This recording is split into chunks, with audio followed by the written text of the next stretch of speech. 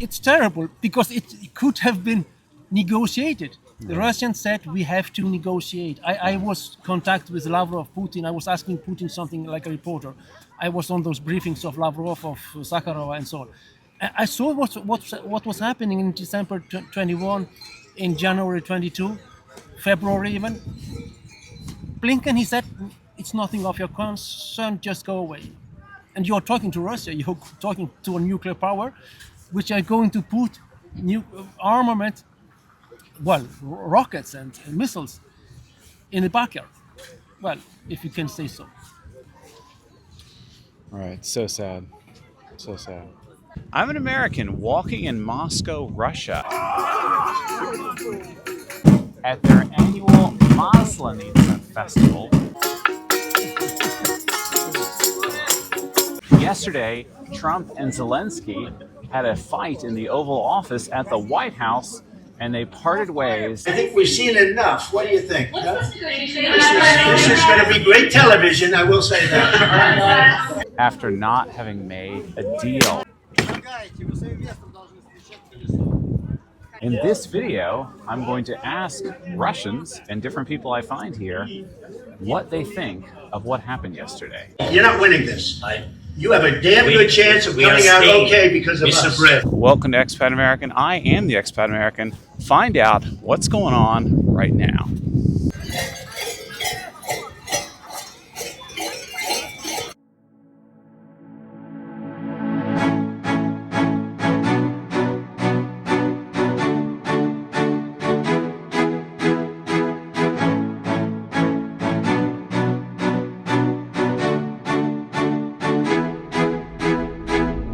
You're either going to make a deal or we're out. And if we're out, you'll fight it out. All right, sir, tell us, who are you? Yeah, my name is Haukur Hauksson. I'm from Iceland. I'm a journalist. I've been more than 30 years in Russia, even Soviet Union. So I was studying here, and I'm a reporter from Iceland. Oh, very cool. So tell us, what do you think of the event that happened yesterday between Trump and Zelensky, where Trump yelled at Zelensky to his face and Zelensky left the White House? It's very awkward for Zelensky, for the Kyiv government, and they are now I think they are going to impeachment eventually, impeach him, eventually. But this had to happen, and it was just a question of time when it would happen, the timing of this very moment. But of course, this is just what is, the development has been like this. It's over, it's a game over for the West, for the elites, for the globalists who wants to, of course, for Biden administration, for Hillary, for Tony Blinken and so on, which those people wanted to put up even nuclear arms in East Ukraine, in Poland, Romania. They have those missiles. They went out of all those agreements with the Russians, which were holding for decades. So this had to happen, and the elites of the West, of the Democrats in the European Union, Kaja Kallas, Ursula von der Leyen, and those people, they are of course desperate, and those. In the forward, they have those leaders from Iceland, from the Baltic countries. They want to begin World War III. Trump is absolutely right when he says to Mr. Zelensky, in a bad shape, bad feeling, bad everything, bad looking, that you're just gambling with World War III. And this is for the whole planet. It's for 8 billion people. What if anything? What if a bomb drops on your head right now? Okay? What if they broke it? This had to happen. Zelensky, of course, is absolutely desperate. The elites of the West are desperate, and I'm afraid that the Englishmen, the Germans, Macron maybe, they will begin to arm Zelensky with Taurus from Germany, with all those advanced weapons, rockets and so on. And the European elites, not the people in Europe, they are going to increase the war, to escalate this. And the Russians, they have to answer in a very harsh manner, which they will do. Putin is doing that. He has announced it several times. So I just wait bad things and escalation. So you don't think the conflict's going to come to an end? It will, of course. It is a game over. It's absolutely a complete game over for Zelensky, for those people. The Kyiv power, he doesn't have the legal power anymore. He's an actor from the street. And then they said, oh, the laptop from hell was made by Russia. The 51 agents. The whole thing was a scam. And he had to put up with that. He was being accused of all that stuff. What do you think the time frame is for things to come to an end? Well, I think that's quite drastic. Things are going to happen tomorrow, next week, and so on, in this agony of the European Union, of those global elites, which feel betrayed, or they feel the end, and they are desperate. They don't know what to do. They have no solidarity. But just straight to your question, I think that summer, spring, we will see drastic things happening, and unfortunately for Ukrainians, the Russians are advancing.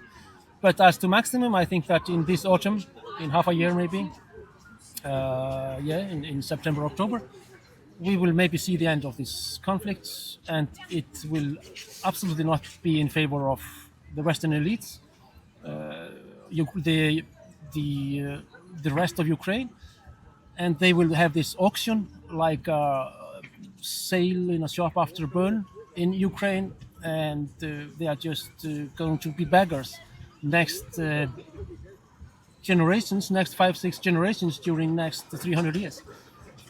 It's terrible because it could have been negotiated. The Russians said we have to negotiate. I was in contact with Lavrov, Putin. I was asking Putin something like a reporter. I was on those briefings of Lavrov, of Sakharov, and so on. I saw what was happening in December 21, in January 22, February even. Let me tell you, Putin went through a hell of a lot with me. He went through a phony witch hunt where they used him and Russia. You ever hear of that deal? Okay, so Trump feels to be on Putin's side in this subject. I think the Russian nation, the Russian people, those 150 million, they look optimistically into the future. When Europe, unfortunately, is going down, USA will stand, of course. It's a strong nation, strong people, strong economy, moreover now. But we will see very bad things in the West. Unfortunately, I'm very glad that I'm living in Russia, and my family is in Moscow. It's a great city. You have great transportation. You have friendly people. Criminality is on very, very low scale. I was living here in the 90s. It was terrible during Yeltsin, government or regime. So they are optimistic, and spring is coming. To be quite frank, this winter was not so very harsh or cold. I didn't even skating one time, but I'm a skier. I love to ski in the forest. So I hope to manage, but snow is no deep, as you see, it's melting. It's a very good atmosphere, and the mood is good, and you have no tension between people, classes, races, education, some aristocrats or workers or something, like in England, something. Right. Well, and Europe is just terrible in this field. You're not safe on the streets anyway. But to be optimistic, it's a very nice, good spring holiday. People are dying. You're running low on soldiers. You're running low on soldiers. I found some more Americans, guys. Who are you guys? Stephen Carroll. Very good. And how long have you been living in Russia? A month. 29 days. Fantastic. I actually know these guys too. So yesterday, Trump and Zelensky had an argument. What do you guys think about that? I thought it was kind of cool. I thought it was nice that somebody put Zelensky in his place and really told him what probably the American people were thinking. Hopefully. So you think this will be good news ultimately? If it ends the conflict, yeah, I'm all for that. So you think it might end the conflict? I'm hoping. Yeah, I think it'll be a step forward. I agree with you. We know that you're wrong. But you see, I think it's good for the American people to see what's going on. I understand, sir. I think it's very important. That's why I kept this going so long. So, sir, tell us, who are you? Yo, what's good, guys? I'm Oleg Nikitin. I live nearby, like 500 meters away from this place. I'm a videographer. I do make tech-related content, cameras, audio, and we met a couple of times with Joe and had fun. So you can watch a couple of videos right there. Don't tell him. I want to act like I just met you on the street, and there's Russians speaking English everywhere. I was just passing by. So you're a Russian man with perfect English. Tell us, what is this place? Well, this place is basically a park, a regular park, and we actually shot a video about this park during the better weather Coincidentally, times. yes. It's Pavel Kabanov. You like my microphone? Joseph, Привет, девушка! совсем русский? Все Масленница обошел. I'm going to ask him one more question, and I'm going to give you all hugs. I'll film it. So, yesterday, Trump and Zelensky yelled at each other, and they did not make a deal. What do you think? It's not related to Maslenitsa whatsoever. I was shocked, to be honest. Me and my wife, we've been watching it in the morning today, and I was like, what the hell is going on right there? And I'm like, you don't actually need to talk in the Oval Cabinet this way, Oval Office. But it is what it is. I think the nerves of Ukrainian people are on the edge, and I know it's a pain anyways, so I'm not really surprised that it happened, because sometimes it's too hard to understand what's going on and to to get the right words out of your mind. And I guess that's what happens, just nerves. And the guy next to Trump, VR, PR, whatever, who's he? JD Vance. JD, yeah. He was a little offensive in my opinion, so I think he tried to make it more intense, and that is why Zelensky was in a very bad situation. And what's also very interesting, that Trump didn't stop talking about the cards. You have bad cards, bad hand. I mean, just talk about something else. Why only cards? Yeah, I did a reaction video. You have to be thankful. You don't have the cards. You're buried there. You're He said, that's why I kept this going so long. So maybe Trump did have a sense that there was a disagreement that they could not get past. I mentioned in the video that it seemed to me like there was a conversation before this conversation that they had, like behind closed doors, and it was probably not going well. And so they then came into the Oval Office on camera. And because it does feel like we got the second half, like there's something missing, like there was already tension between all, well, not for Trump and Zelensky, it seemed fine for like 40 minutes. And then it just went off the rails with them and Vance included. Yeah. And it made me think, I think they had some other discussion before this and they were like holding it in.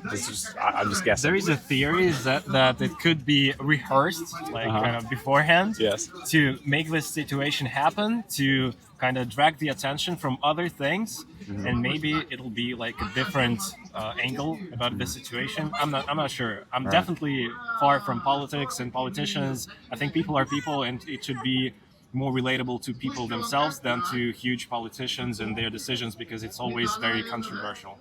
Right. I agree. So any other final thoughts on what Russians are feeling today? Do they care? Do they like it? Do they not like it? We do like Maslenitsas. we don't like everything else. Got Stay it. positive, guys. So his links are below. Thank you.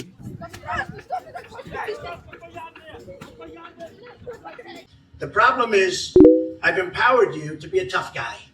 And I don't think you'd be a tough guy without the United States. So tell us, sir, British man who lives in Russia, yesterday Zelensky was yelled at by Trump to his face in the White House, and they left without a deal. They parted ways. What do you think? I think it's hilarious. I want to see more of it. I thought it was brilliant entertainment. They sat him down like a naughty little schoolboy. I thought it was fantastic. It was like, no, you don't do that. You don't come in here. You've got no card. You're being disrespectful. And it was a long time coming. I feel like it needed to be done, didn't it? So, no. Wonderful. So what do you predict will happen next? Knowing Trump and knowing in his book, The Art of the Deal, the kind of things that he does, he's going to basically scoop a deal out of him, and it'll probably involve rare earth minerals underneath Ukraine. So the chances are that now that he's sat him down like the naughty schoolboy that he's been, that he's basically going to scoop a deal off the end of that. There's about a chapter in his book where he says, if you can get even, basically. So he's most likely going to get a bunch of rare earth for free, I reckon. Do you think the conflict will come to an end in a certain way because of this, or no? No, I don't. But then again, that's a pessimist in me saying that. I hope that it does. But at the same time, ideologues in Europe, specifically from my country, Britain, people like Starmer, trying to egg on the war, and you've also got Trudeau over in Canada that also is supplying money. So although America's pulled out, the Europeans seem bloodthirsty to continue it. So you're a Starmer fan? Absolutely not. No, he's the worst prime minister I think Britain's ever had. Really? I think that in 100 years' time in the history books, that's how he will be known. Wow, that's a big statement. Yeah, he's a terrible guy. He really is. He's destroyed free speech. He's destroyed any ideas of what democracy is supposed to be in the United Kingdom, to the point that I wouldn't even want to travel back there, because I've been hearing about people on YouTube who even travelled to America recently. There was a YouTuber called Callum. He's been to Russia, Afghanistan. He's been to America. He recently come back from America after Trump's inauguration, and they took him in for questioning under the Counter-Terrorism Act, and they took all of his electronic devices away from him, and he had to go back to the airport after a week, and they basically had to go through everything, and he didn't even have the right to remain silent, because once they put you under the Counter-Terrorism Act, you have got to speak, otherwise they can charge you with terrorism, even though you're not a terrorist. So it seems anyone that has slightly conservative views has this potentially happening to them. And of course, me speaking so positively about Russia, if anyone's going to get stopped, it's me. So it kind of puts me in a position, do I want to go there under the current Starmer regime? Absolutely not.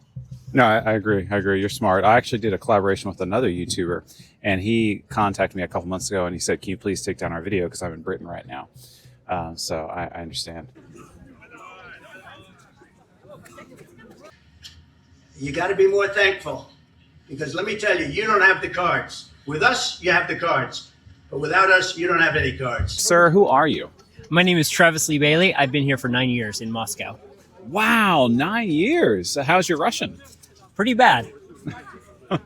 Sorry to hear that. So yesterday, Trump and Zelensky had a verbal argument in the White House, and they parted ways without making a deal. What are your thoughts on that? I think that the special military operation will be over soon, and that Trump is playing all sides, especially Zelensky, and I'm excited for peace. Okay, so this is good news. This is absolutely phenomenal news. Everybody thinks the special military operation will be over in 2026, but because of Trump and because of J.D. Vance, it's going to be over even sooner. So you're going to move back to America now? Absolutely not. Russia is my home. And is there a deeper reason for that? Internationally, the United States is the most violent country in the world. I'm here to help economically subvert the United States. Okay, interesting.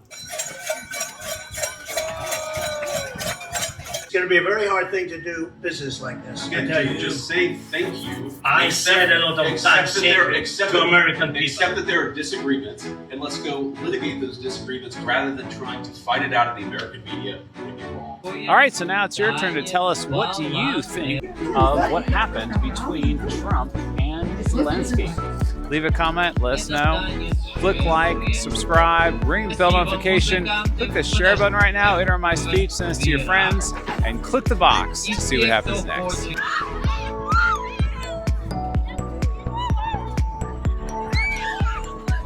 This guy also has a channel, and I'll put his links below. And this guy has his own YouTube channel. I'll put the link below. Okay. So what do you think, blah, blah, blah? What do you think about all that? So, sir, tell us quickly, briefly, who are you? No, it's too long. Okay, I'll say SMO. I'll say SMO. I'll say SMO, okay. Okay, so Trump, Zelensky, blah, blah, blah. What do you think about that? What do you think of Trump? I don't know. Say something. I don't know. I said. What? You don't know what to I say? said I don't know. Okay. And ding dong? Damn. Oh, I'm so sorry. Algorithm. SMO. Well, it was nice pretending to meet you, even though I already knew who you were. No problem. Enjoy, guys. Привет, дядя. Привет, девушка. Привет, русский. Я говорю по-русски. Наш русский. Я уже стал совсем русский. Дай пец? Или амними? О, сама. О, Только что сделала. я нюхаю. Да? Нюхаю. А вот еще. Это печеньки. Пряник. Пряник Хорошо. называется. Get me. Thanks, man. Pleasure.